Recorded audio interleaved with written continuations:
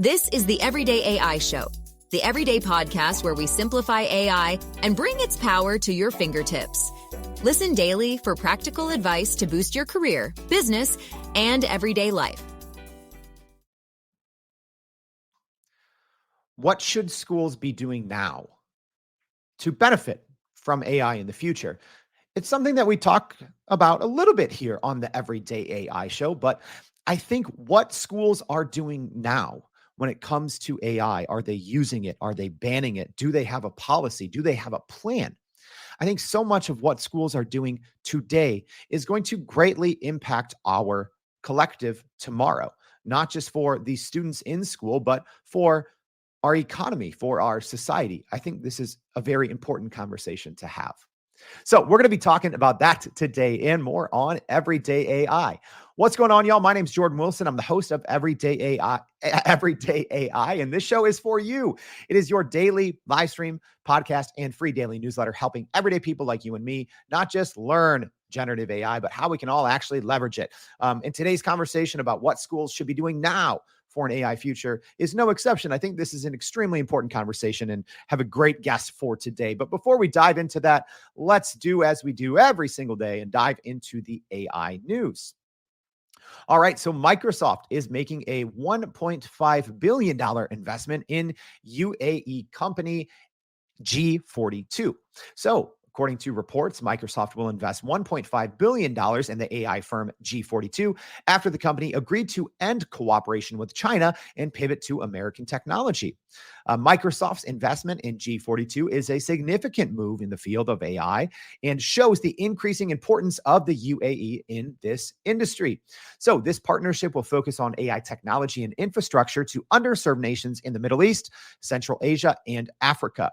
Also, the company G42's decision to end cooperation with China, which was part of this agreement, and focus on American technology is likely due to increasing pressure from the U.S. government and concerns over potential partnerships with blacklisted Chinese companies. Also, this deal reflects the ongoing tensions and power struggle between the U.S. and China in the global AI markets. Some however, may argue that G42's decision to sever ties with China and pivot to American technology is not a sincere move, but rather just a strategic business decision. All right, our next piece of AI news, we actually have a double dose here. Chips, and more chips. We always talk about chips here on the Everyday AI Show, but AMD and NVIDIA have both released new AI-focused GPU chips. So AMD has unveiled new processors targeting AI-enabled PCs aiming to compete with NVIDIA and Intel, although it's really just NVIDIA in a category of their own right now. So AMD's new processors utilize advanced 4-nanometer technology and are set to be released in the second quarter of 2024.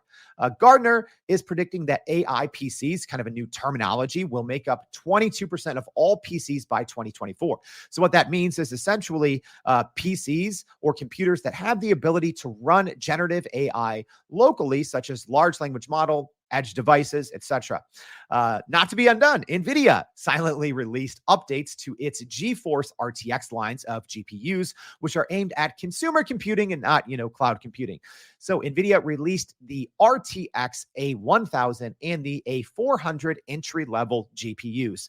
All right, we're going to have more on those stories and more on today's newsletter. So if you haven't already, make sure to go to youreverydayai.com and sign up for that free daily newsletter. A lot more on the news, what else is happening in the world of AI, and a lot more from today's interview as well. So speaking of that, we have to be talking about how AI is being used in the educational system.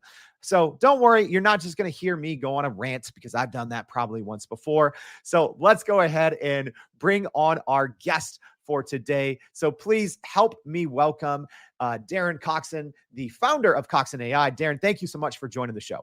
It's a pleasure to be here. Thanks for having me, Jordan. Oh, absolutely. Darren, can you just help explain to our audience a little bit of what you do at Coxon AI? Yeah, so look, I'm an ex-teacher, ex-head teacher. I've run schools, groups of schools all over the world. And kind of year and a half ago, I realized that we had something big on our hands here. AI wasn't going anywhere. It was only going to become significantly more disruptive across our whole education system. And so I decided to really go right down the rabbit hole, went right in there. And as a result, have got into a position where I'm now supporting schools all over the world with their AI implementation, delivering lectures, delivering keynotes, workshops, wholesale strategic development work as well. So all over the place, really. And just, Darren, we were talking a little bit before the show, and, obviously this conversation varies, right? Like, we were even talking a little bit about, the UAE and some of today's news, and, you're in the UK, I'm here in the US, and our listeners are from all over the globe. Can you give everyone just a little bit of background? Where do you see things right now in terms of, schools? How are they using it? Does it vary in different parts of the world? Where are you seeing kind of, the thumbprint, so to speak, of how schools are using AI right now? Yeah, I mean, I think what we're seeing is very small pockets of innovation across the world. And by small pockets, I would literally might mean one teacher in a school. There's very little whole school adoption of AI at the moment. There's still quite a lot of fear. There's still quite a lot of ignorance, just in the way that people don't know what they don't know.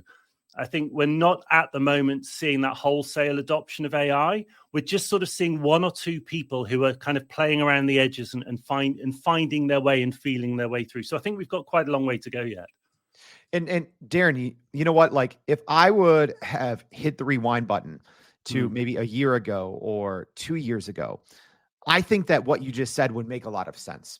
Why do you think we are this far in to kind of the generative AI world, yet there are so few schools or so few educators that are actually taking advantage of this technology? Why do you think that is? I think, well, number one, schools move very slowly. Okay. And they always have. I mean, we've had our education system for around about 250 years in one shape or another. It hasn't changed much in that time. There's a reason for that. Things move very slowly. There are so many vested interests in our education system remaining as it is. As much as anything, the university system, they need a certain product to leave, to leave the school and to move into university. So I think we've got ourselves into a situation where we've got so many interconnecting parts. It's actually very, very hard to change that narrative. And I think it will have to happen slowly, but it's going to take time. Another reason is a lot of teachers simply don't have the time. Yeah. And I work with teachers all over the world, and they're all telling me the same thing, that when am I going to have the time to learn this? It's so much to take in. It's so complicated. And they're hearing the fear, they're hearing about bias, they're hearing about, deep fakes and voice cloning. And I think there's just an awful lot of fear wrapped around AI. And as a result, most teachers are like, well, AI don't have the time. And B, do you know what? It just terrifies me. And I just rather not even think about it. Darren, you bring up a good point there, right? Because those concerns are valid. But at the same time, something that I've, been talking about here on the show, and something, maybe when we're consulting with businesses, I tell people, swap out the word generative AI or large language models for the word internet, and then see if that comment still makes sense. Do you think that maybe it is more of a fear piece that is keeping this from the schools, or do you think that it is more of just a misunderstanding? Because I think those are two of the biggest issues. Which one, if you had to pick one, is it maybe fear or misunderstanding that is maybe keeping AI from making its way into the educational system? I think they're both, and I think one follows the other. And we see this across history, that fear follows misunderstanding. Because if you don't understand something, then you become scared of it. The reason I'm doing what I'm doing is I'm a sort of personality. When something concerns me and makes me nervous, I need to learn as much as I can about it. I've always been the same. And this is why I'm doing what I'm doing, because I can see that there's a tremendous amount of concern around things like ChatGPT writing your essays for you. Things like we're no longer going to think for ourselves because AI is just going to do the thinking. We can kind of co-opt our thinking to AI. This sort of fear, this fear narrative, essentially it's bred of ignorance. And as soon as you start to unlock AI, which we can give a few examples in a moment, some of the potential unlocks, people are just going to stay in fear. So I think we have to change that narrative, stop talking about AI and fear all the time, and start talking about AI and creativity and AI and innovation and AI as an unlock. That's when we can start maybe to change the narrative. Darren, one of our someone tuning in live here on YouTube had a great point talking about, said, I would argue that children and young people will use AI faster than the school system can keep up. Right? I mean, teachers have to be aware, correct? Yeah. That just about every student is using, whether it's Chat GPT or Claude or Gemini, but teachers have to be aware that students are using large language models to write their papers or to help in some way, shape, or form. Yet schools still haven't, for the most part, really embrace this. So maybe what are the steps? Does it start with leadership? Yeah. Like, where does this actually start? Yeah. I think, you've just hit on the exact place to start. Just back to my first point, the challenge we have with small pockets, is that there's no sort of strategic direction with AI in most schools. They're kind of playing around the edges rather than actually getting stuck straight in. So one of the first things that has to happen is that we need some alignment with the leadership team level. We need basically the head teacher, the governors of the school need to be working. This is why most of my work is at the leadership level. Most of my work is at the strategic level. I don't do a great deal of working with individual teachers. I work with the heads. I work with groups, the heads of CEOs of big groups of schools, because actually you need that alignment first. And it's bizarre because often we talk about top down being bad, but actually because of the amount of fear we have, you have to have your head teacher feeling comfortable personally with he or she needs to be feeling comfortable using it for themselves personally, in their own job, in their own personal life, or what have you. And once you do that, actually, that's when the unlock. It's like dominoes. You've got to start with the first domino, because if you don't, and all of those dominoes further down the track are going, the ones at the beginning are still standing, and they've not got the energy of the rest of the school. So always start at the top, and then if you can get that alignment, then I think the rest should follow. Yeah, Darren. So I'm interested, as someone that's talked to probably way more educators than any of us, listening or tuning in. What is maybe a thing or two that you've maybe been taken aback by talking to these people in leaderships, people who are running school districts, CEOs of systems, however it's set up? Maybe what's some of the feedback that you've heard, or questions that you've heard over and over, that you were just like, wow, there is really a deep misunderstanding of this technology? Yeah, I think the idea that AI will just do our thinking for us. I mean, that for me is the biggest one. That suddenly if we start using ChatGPT or Claude or Gemini or whatever, that suddenly we no longer have to start thinking. Actually, it's not the case, because basically it's like what they call garbage in, garbage out. That you need to, and you talked about this when I watched your show last week. The importance of you call it prompt engineering, I actually like the term prompt psychology, because I almost feel like I work with AI in a more kind of psychological way, working with the behavior side of AI. Well, whatever you call it, doesn't matter. You need to understand that if you put crap in, you'll get crap out.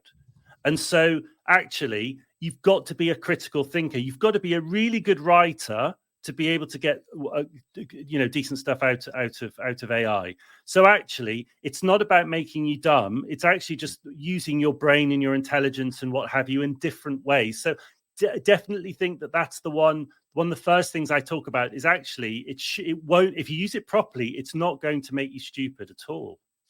Yeah. And hey, as a reminder to our live stream audience, if you have any questions, now is a great time to get them in with Darren Coxon, who's joining us. So Darren, like, another question that I even have is AI maybe being viewed in a way that's too serious? And is that something that is keeping it from being integrated into the school systems? Maybe it's just this, mysterious, unknown black box, and you hear about all these bad things. Is that a problem as well? Yeah, I think so. Now, I'm taking nothing away from these issues. The issue of algorithmic bias. It's there. We know it's there. The fact that it can hallucinate, that AI can sometimes get things wrong. It's actually becoming increasingly less so. I think anyone who keeps up with it. A lot of people talk about the narrative around when ChatGPT 3.5 came out and it was hallucinating quite a lot, or the first iteration of Google Bard, which was just the worst. I mean, it was a dreadful AI, quite frankly. Gemini is actually quite good. I mean, like, what did you do in the background? It's actually quite good. But if those are important, don't get me wrong. But if you focus on that first, if the first thing when you're talking to a leadership team or a bunch of school teachers is, you need to watch for this, and this, you're just breeding fear. I actually think the first thing I say is just have some fun with it. Okay, play with AI. Just personally, go home, open up ChatGPT, just have some fun prompts. I give all of my prompts away. Anyone who follows me on LinkedIn will know I just give masses of stuff away. All my crazy ideas. You'll see a bunch of carousels on LinkedIn. You'll think, what? They're all just fun. It's just ways that we can start to enjoy using AI. Because if you can get that hook, then you can start thinking, okay, this is great, but let's think about the other side. So I'm always I kind of go fun before fear, I suppose. Do you have maybe an example of that? Because I think that there's probably a lot of educators out there listening and tuning in maybe on the podcast who are saying, okay, that's a great idea, Darren. How do I do that? Yeah. So look, I had a really good one just the other day. I was sitting with my daughter, 17 years old. She's learning, she's reading A-level literature at the moment. And I set up a prompt which had her having a conversation, three-way conversation with Clarissa Dalloway, Mrs. Dalloway from the novel by Virginia Woolf, and Virginia Woolf. So the three of them were in conversation with each other. And my daughter, who's super bright and actually very, very cynical about AI, she's like, what are you doing? She's like, this is amazing. I'm unlocking so much here. I've had, enter a scene in a novel at the moment, just before something happens, and have a walking tour of that scene. So I did one where just before the animals evict Mr. Jones from Animal Farm, and the student can go into the scene and walk around and meet characters and interview the characters before Farmer Jones is kicked out of Manor Farm, that then becomes Animal Farm. So it's these sorts of ways that Gemini works brilliantly for this, and so does Claude, by the way. I tend not to use ChatGPT very much at all, actually. I'm a big power user of Claude and Google Gemini. Just find a simple prompt, maybe a half to 1 page prompt. It's simple. Actually, it's fairly complicated, but it's quite a long prompt. Can unlock so much. And then the insights that come from that conversation are remarkable, absolutely remarkable.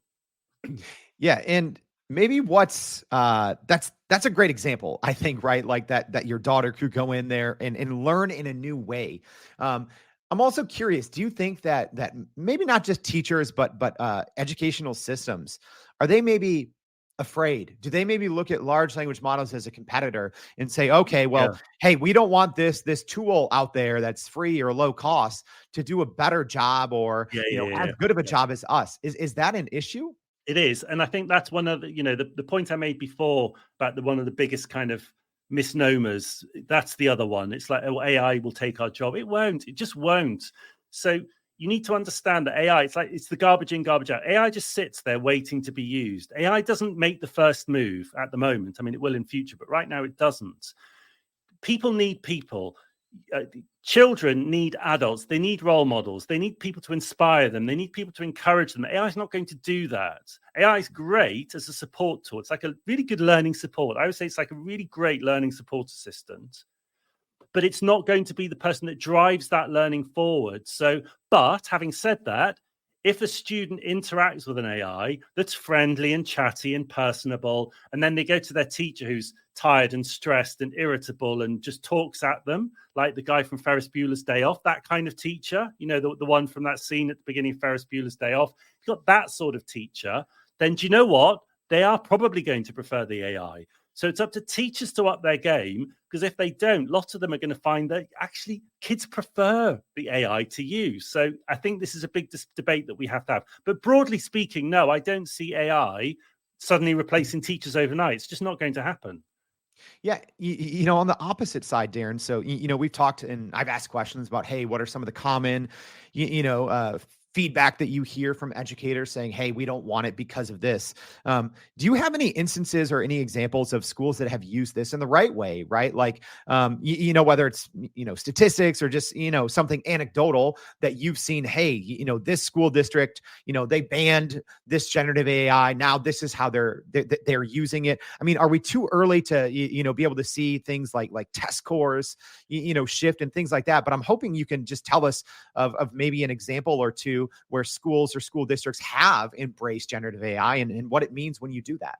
Yeah, I mean, I would say not at the district level yet. I think it will happen. I mean, it will happen. It has to. But I think we're seeing, again, just back to an earlier point, we're seeing individual teachers across the world doing some quite interesting things with chatbots, where they are creating, a chatbot with a particular persona that might support a group of students with a particular topic. I mean, I myself am producing a bunch of revision guides. They're available. Actually, this week they're free on Amazon. You can just go and download them for free. I've just sort of released them just to kind of help people with revision. Just things like one subject, like the play Macbeth, or English language subject, where you can just have a chatbot trained on the syllabus. So I actually think we're going to see that more and more. Individual teachers who take a chatbot, who train that chatbot on the syllabus or the exam papers, and then have that chatbot sitting alongside the students when they're studying. But I think in terms of the broad, like, I'm seeing a whole school go all in on AI, I'm just not really seeing that yet. I think it's too early. Bizarrely, after a year and a half, it's still too early. Are schools doing a disservice to students by not fully embracing artificial intelligence? I mean, I would say possibly, but it would be unfair of me to say, what the hell are you doing? Kind of wake up and smell the coffee type thing, because the schools are under huge pressure, just enormous pressure. So I think it's unfair to kind of beat them with a stick and say you've got to wake up. But I do think that head teachers across the world need to start to understand that it won't be long before their governing body will turn to them and say, where's your AI strategy? And if they say, oh, it's just a flash in the pan, don't worry about it, that's just the wrong thing to say, because it's really not. Jordan, that I call this the ZX Spectrum, and ZX Spectrum is a really super old computer. Apple released about the same time as the Apple Lisa in the early 80s. We're at the Apple Lisa / ZX Spectrum stage of AI at the moment. Yeah, we're not at the Apple M3 chip stage, and we're certainly nowhere near the quantum computing stage. When we reach these stages, then we will not recognize where we are now. So if you don't grasp it now, forget it, because it's going to run away from you and you're going to be left behind. So head teachers across the world, if you're listening to this, please listen.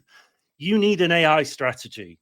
You really do. You need to start speaking to the right people to get that strategy in place, because if you don't, the whole world's just going to leave you behind.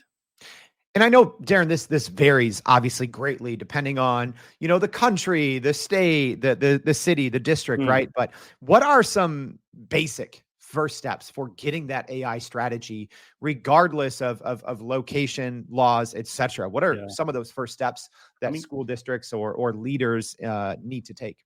Yeah, I think, basic steps are, you need a policy in place, okay? You need a policy which will make it very clearly articulate what you will do when a student hands in a work which has been written by ChatGPT, because it's happening all over. So you need that like plagiarism.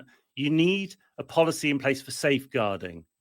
What if students are doing deepfakes of their peers? The cyberbullying thing becomes so much more problematic when you can voice clone. You need these things in place. You need the building blocks in place. You need then to think about, well, okay, let's take a step back and look at our whole digital strategy. Let's look at how we use mobile devices. Let's look at our networking. Let's look at everything in one. And don't see AI as a bolt-on. It's not. Actually, what AI should do is it should either sit at the center or kind of wrap around your broader digital and teaching and learning strategy. I think if you do that, then actually you're in a good place. If you just see it as being like a Band-Aid, then for kids are bored. Oh, let's bring ChatGPT into the lesson. It's just a huge mistake, because they'll just be bored with ChatGPT.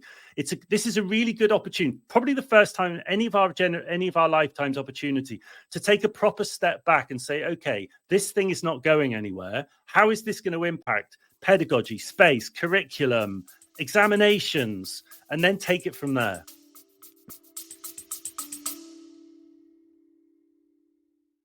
Are you still running in circles trying to figure out how to actually grow your business with AI? Maybe your company has been tinkering with large language models for a year or more, but can't really get traction to find ROI on GenAI.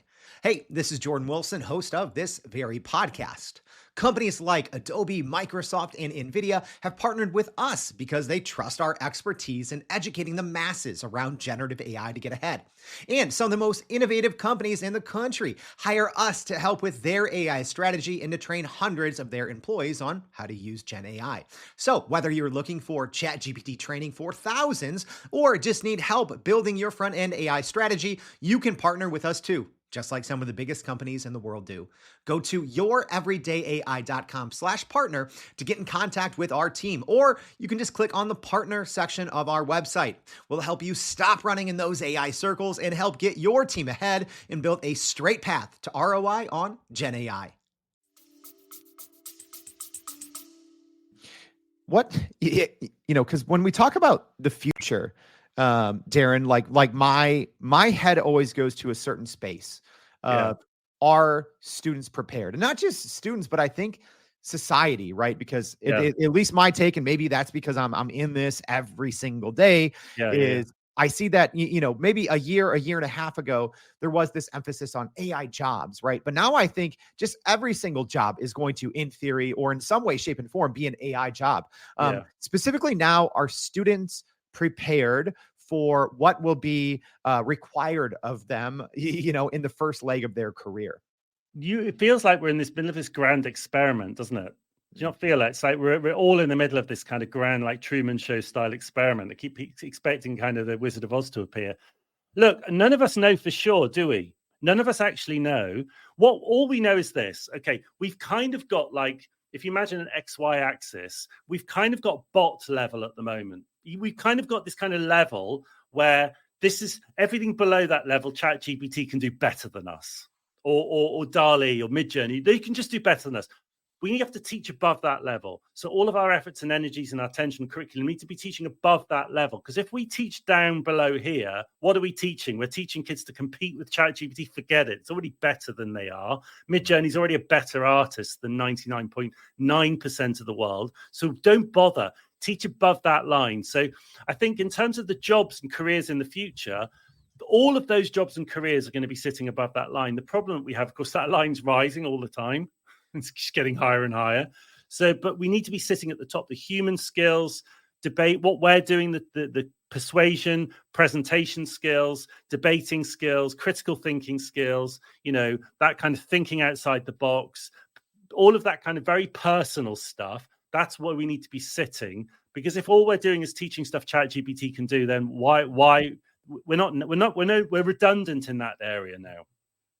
One thing that I've heard a lot from, not just educators, but parents as well, is that it takes so long, especially here in the US, that we won't even say innovation, that any change moves at snail's pace, right? Like to get something approved, you have to go before, six committees, and you have to wait months and years. And sometimes it's just too slow. Is that a problem? Are students of today going to, maybe some of them, get left behind because of just sometimes this archaic snail-paced nature of school systems? So I think, look, the sort of the pessimist in me, I mean, I'm a fairly optimistic person generally, but the pessimist in me says it's going to get worse before it gets better. What's going to happen is essentially you've got like the world moving at 1,000 miles an hour and like the school system moving at 5-10 miles an hour. And it's like a piece of elastic. It's going to get to the point where it just breaks and just snaps. And I think the fault line sits with the students. So what I can see happening is a lot of students just voting with their feet, just saying, in this school system what you're offering me is completely worthless. And I can now educate myself. My 8-year-old son is learning about DNA through Pi. I mean, he's 8 years old and he's having in-depth conversations with Pi about DNA. And he was this morning at breakfast teaching me 8 years old about DNA. And I'm just thinking that's only going to get more so. Kids are going to be able to just have a conversation with an AI who's really friendly and personable and breaks stuff down as an encouraging and is always on when they want to learn at 8 o'clock in the evening, not 8 o'clock in the morning. So I think that's the problem that we're going to find in the next 2 to 3 years. We're going to get to an inflection point. We're not there yet, but I think we will get there. And at that point, then we really need to be listening to our kids, because I think they're just going to vote with their feet. I love that saying, vote with their feet. And I think that we're going to start, I've said that before, I think we're going to start to see that, especially here in the US, universities that are still in the year 2024 banning generative AI. I said, be prepared for your enrollment to go down, whether it's not this semester, but next, but I think it'll come. Also, Darren's son is not talking to Cake, Pi. If you haven't heard, right. It's a chatbot from Coxon AI. But Darren, I like that you've also brought in, your family and how your family is using AI and how they're even getting somewhat of a different or unique education. What do you see the future of education for those institutions that do implement generative AI in the right way? Because, you kind of said, hey, we don't want to teach what ChatGPT already knows, but what happens as these models get smarter and smarter? How does that change, what the future of education might look like? Yeah, I think, look, the stuff that we need to learn, I think we're just going to be able to learn it faster because it's going to be able to hit the sweet spot. We talk about hyper-personalized learning. There's a danger to that. It could atomize us and we're all in our little learning bubble. So we need to make sure we're not just kind of locked into this very personalized world. But I think if we can accelerate some aspects of learning through using artificial intelligence, and as I said, I'm seeing it myself personally, so I know it's happening because it's happening with my own family, my own children. They're benefiting from it. I think we're going to have more time to do things that add value to ourselves as human beings. So, music. I want to see everyone learning a musical instrument. I want to see everyone doing mindfulness and meditation. I'd love to see every student doing some martial arts. So those sorts of spending time in nature. I loved seeing the idea. I love it when my kids climb trees. So that I want us to focus on the human skills. And I think if we can do that, I think we could actually enter a very, very, a really very beautiful period in human history if we get this right. And now is when we have to get it right. This is our opportunity. This is why I do what I do. So, Darren, we've talked a lot in today's conversation, but to summarize our talk here as we wrap up, because we've talked about the importance of getting your leadership aligned, the importance of making AI a little more fun and not as serious, and we've talked about some of the ethical issues, right? Deep fakes and what that means when you combine that with cyberbullying. But maybe what is your one important or maybe most important takeaway, which I know is hard, but in terms of what schools need to do now to prepare for the future? Just start to use it. Really low stakes. Okay. Start to use it. Take it into a lesson with maybe some younger students than not exam students, maybe your 13, 14-year-olds, maybe before they start their main exams, in a very low stakes way. And just start to have collective fun with it. And teachers enter the room as students with your students. Yeah. You'll learn about it together. See it as a way in which you can connect with your students to learn about something new. Don't think you've got to be the one with all of the answers, because quite frankly, none of us do. That's a great parting piece of advice, that no one has the answers. So we should be finding it out together and at least using the technology that we all have available that can really change and reshape the future of education. Darren, thank you so much for joining the Everyday AI Show. We really appreciate your insights. Thank you. And hey, as a reminder, everyone, Darren mentioned a lot of different things. He said just release some free resources. We'll probably be putting those in the newsletter. But if you missed something, or if you were busy, maybe walking your dog or something else, and there's something you missed, we're going to recap it all in the newsletter. So make sure to go to youreverydayai.com, sign up for that free daily newsletter. Thank you for joining us today. We hope to see you back tomorrow and every day for more Everyday AI. Thanks, y'all. And that's a wrap for today's edition of Everyday AI. Thanks for joining us. If you enjoyed this episode, please subscribe and leave us a rating. It helps keep us going. For a little more AI magic, visit youreverydayai.com and sign up to our daily newsletter so you don't get left behind. Go break some barriers, and we'll see you next time.